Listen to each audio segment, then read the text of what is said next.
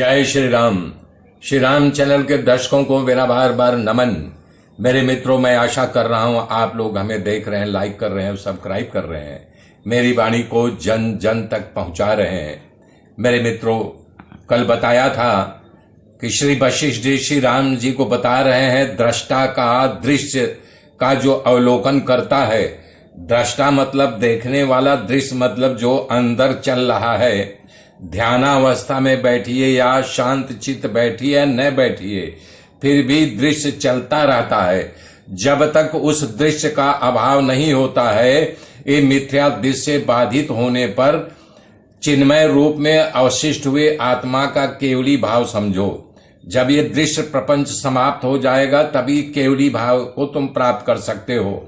कह रहे हैं, जब चित्त आत्मा के कैवल्य अद्वितीय चिन्ह मात्र स्वरूप को, बोध को, तदाकार कैवल्य भाव को प्राप्त होता है, तब उसकी राग द्वेष आदि वासनाएं उसी तरह शांत हो जाती हैं जैसे हवा के न चलने पर वृक्षों में कंपन नहीं होता, जलाशय आदि में लहरों का उठना बंद हो जाता है। दिशा, भूमि, आकाश रूपी सभी प्रकाशनी पदार्थों का न रहने पर जिस तरह प्रकाश का शुद्ध रूप ही शेष रहता है, उसी तरह तीनों लोक में तू और मैं, तेरा मेरा इत्यादि प्रपंच की सत्ता न होने पर शुद्ध रूप से अवशिष्ट चिन्मय दृश्य केवल ही रह जाता है। कह रहे हैं कि श्री रामचंद्र जी ने पूछा कि ब्राह्मण, यदि दृश्य सत है तो ये शांत और निवृत्ति नहीं हो सकता, क्योंकि सत्य का कभी अभाव नहीं हो सकता। यदि ये बोध प्रदान करने वाला दृश्य असत है, तब ये बात हमारी समझ में आती ही नहीं।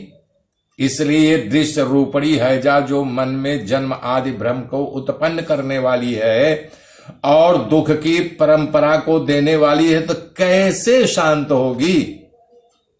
तब श्री वशिष्ठ जी कह रहे हैं कि श्री राम रघुनंदन, जिस वस्तु की सत्ता है उसका कभी नाश नहीं होता।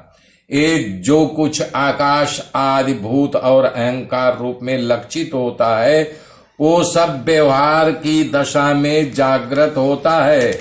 व्यवहार की दशा के अलावा कुछ नहीं है, किंतु परमार्थ दशा में ब्रह्मा ही ब्रह्म के सिवा जगत का दूसरा कोई वास्तविक रूप और अर्थ नहीं होता है।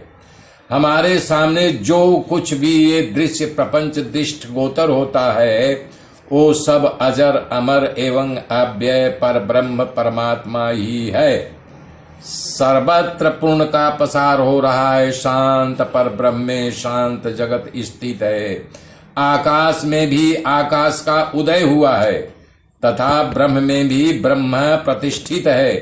वास्तव में न तो दृश्य सत है, न दृष्टा ही, न दर्शन, न शून्य, न जड़, न चित्त ही सदरूप केवल शांत स्वरूप पर ब्रह्म परमात्मा ही भाषित हो रहा है। ये जगत सृष्टि आदि उत्पन्न हुआ, आदि काल से उत्पन्न हुआ था, इसलिए उसका अस्तित्व सर्वथा नहीं है।